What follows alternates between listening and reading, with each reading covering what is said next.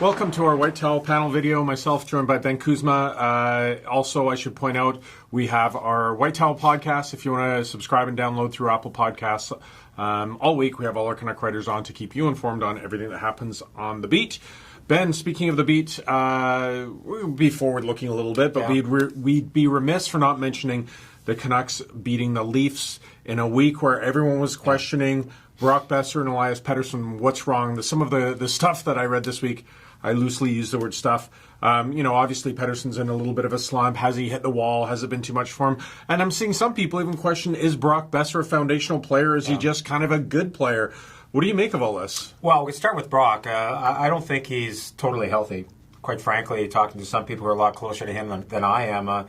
You had that back injury a year ago and, some scar tissue, some residual effects there. Having said that, though, I thought he moved great last night. We can talk about the Leaf game. I just see with Besser, I think he's so cognizant now of his play without the puck, and it hasn't been great of late. And again, a shorthanded goal that he was on for last night against Toronto, I think that's really kind of sticking with him right now. Only one shot last night. I don't think there's a big concern level there. It's kind of like Besser is now at a point in the season where he didn't play at this point last year, where the game is ramped up. There's no time. There's no space. Is he a little hesitant with his shot? Perhaps. Is it as heavy or as accurate as it should be? Maybe not. I don't think there's a big concern there. I think the biggest thing he admitted to me the other day was he has to play a lot better. He hasn't seen pace like this from other teams. It's all new to him. Pettersson, on the other hand, I think there's a little bit more at play there. Last night I saw him pass up a great opportunity in the slot to shoot where he would normally shoot, and he dished the puck over to Levo, who was covered by two guys. He had another opportunity to beat a guy one-on-one, and he kind of threw the puck into the ozone. This is what happens when you don't score in 8 games. You got one in your last 11. It's a natural thing with Pettersson. I just like to see him get back to being more of a selfish player. He's a great playmaker, Paul, but I think he's got that. He could have been a difference maker last night with that great release. Again, he only had one shot. Besser had only one shot on a night where a lot of things went right.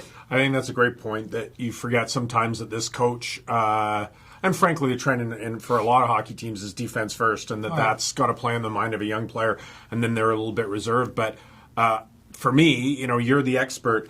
I look at this management group that has done nothing for the last 3 years but try and justify why they hand big contracts to older players, journeyman players in a lot of states, because they need to help the young kids. And yet the young kids look like they're wearing out a little bit because they're bearing all the burden. You got all that money tied up in the third and fourth lines, and how many goals in the last month? Yeah. A couple? It reminds me a lot of back in the good old Edmonton days when they had Ryan Nugent-Hopkins and they had Jordan Eberle and they had Taylor Hall, all first-round picks, and they had no support group. Now, the problem here in Vancouver, there's zero secondary scoring.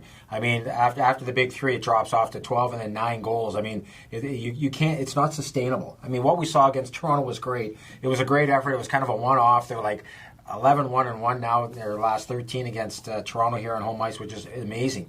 But like you said about management, they're in a pickle now. One of the best players on the ice last night was Adam Gaudette.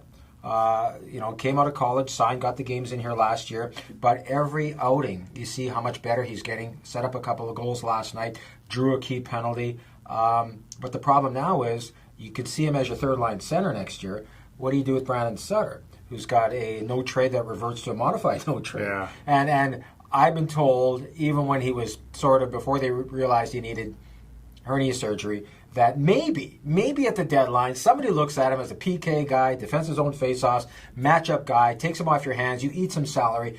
Canucks did not get one call on Brandon Sutter before the deadline, even before they realized he might have to have surgery. They thought initially he might be able to come back and play through this. So that gets back to your point about management and giving out contracts, foundation players who are not foundation players. Yeah, so I wanted to ask you, veteran of the beat, I say that respectedly, this time last year, it's been a very similar story for the Canucks these last few years. There were some surprising things that happened, some great storylines. This year, obviously, it's Pettersson. Last year, it was Besser. Bo Horvat's been a nice story the last couple of seasons. But we've always ended up at the end of the season with the team kind of losing its legs, running out of gas, limping into the offseason, and being slapped in the face with what their shortcomings are and what they need to fix. But this time last year, the Sedins were in there. They were shouldering the load. Of course, there was all the fuss and romance over them finishing their tenure here. What's it like this year? Because while we see these veterans in the locker room that have been brought in, this really does seem to me like it is Horvat, Pettersson, and Besser's team. Like, they're the guys. How much different is the locker room this year to last year with a very similar circumstance? Yeah, that's a great point. It's totally different. Last year, it was on everybody to play hard to the end because we knew the Sedins were leaving, and they owed it to themselves to show up. Edler's game was rock solid. They finished on like a 6-2-1 spurt in garbage time. I mean, you're out of it. I mean, the games don't mean a lot in terms of playing tough games against tough opposition every night and getting somewhere. But the whole idea was we can't let them down. They've been everything to this franchise. Everybody has to sell out every night. You're right. This is different. I mean, I've been writing about it all week. I mean, again, the Toronto game was great, but boy, you're right. It's Horvat. It's Besser. It's Petter. Horvat was 73% in the face-off circle against the Leafs. Had 7 shots. He ate up Tavares in the circle. Tavares was something like 44%.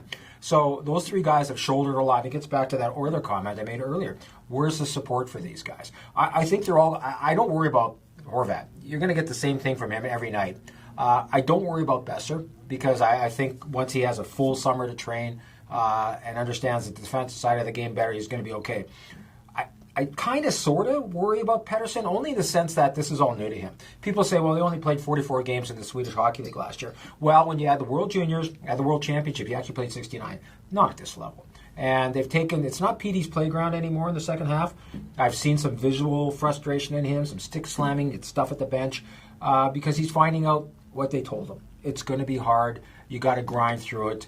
And, you know, he was a difference maker in the first half of the year, and he's just become kind of another player. It's up to him to play through this stuff and become a better player. Yeah, and let's face it, unless the Canucks bring in some help, he's going to be the focus of absolutely every team that they play. You shut down Pettersson, you shut down the Canucks. I mean, that's just natural. Yeah, don't tell me Tanner Pearson is your top 6 get or Spooner. I mean, Jim has to go out and, again, knock on wood, there's only one way to get top 6 winger help, and that's in free agency, and that's bucking up. And they have to do the same thing on the back end. They got to find somebody. We know Quinn Hughes is coming. They need somebody who can play in the top 4. Ben Hutton, is hurt now. We haven't heard for days about that foot. You kind of wonder what the MRI is going to show. Is it going to show a hairline fracture or anything of that nature? Again, Troy Stetcher and Edler were fantastic against the Leafs, but when you look at the depth, it's not there. There's nobody really coming. Ulevi's had a back and a knee. Is he going to even be ready for camp again? Does he need another year in the A? Jet Wu is a great junior, but he's a junior. He's years away from playing. So a lot of work to do. They've got to get a top 6 forward. They've got to get a D who can play in the top 4. And you may have to package a bunch of people. Yeah. Well, one last thing I wanted to ask you about is I know so many Canuck fans wanted Alex Edler to leave his family, waive the no trade, even with a concussion, be sold off for a first, second, and 3 prospects, and then come back and re-sign with Vancouver in the offseason. Didn't happen, but he's a free, he scores the winning goal against Toronto. Free agent. Looking at the state of the Canucks blue line, is that item number 1 on Benning's to-do list is to get Edler re-signed for at least 2 years? Yeah, at least 2 years. And you know what's going to happen here. I hope Jim understands he has leverage. He's got a guy who doesn't want to go anywhere. Okay? You got a guy who says, I don't want to go to a contender. It's not the be-all, end-all. And quite frankly, we lose sight of the fact that when a team says we want you to leave, it can sour a player a little Absolutely. bit. We paint these rosy pictures about you just go away and we'll bring you back. And are you kidding me? Why would I want to leave? So having said all that, I think they can get him at reasonable money. The term is what the agent's going to push for. I'd love to see 2. It's probably going to be 3. But again, if you watch last night's game, 27 minutes, he was a horse, gets the winning goal, had 6 shots. It was vintage Edler. Is it sustainable? From a personal perspective, is what we saw last night even sustainable the rest of the year here? We're going to find out. But when he's healthy, and that's a big knock on wood thing with Edler, he can play, and you need him on the back end. Yeah, he can, but if you follow this management's blueprint and they're going to ask for a hometown discount, they'll probably end up giving him a 5 or 6 year deal. Well, yeah, he might come back at a bump on his $5 million, and suddenly we've got him for how many years? Yeah, well, that's what they're saddled with. That's the challenge for Jim. That is the challenge. Okay. Do it at reasonable money, reasonable term. Great stuff, Ben. Thanks for watching. You can join us every week here for these White Towel videos, and also, as I said, subscribe to our White Towel podcast through Apple Podcasts.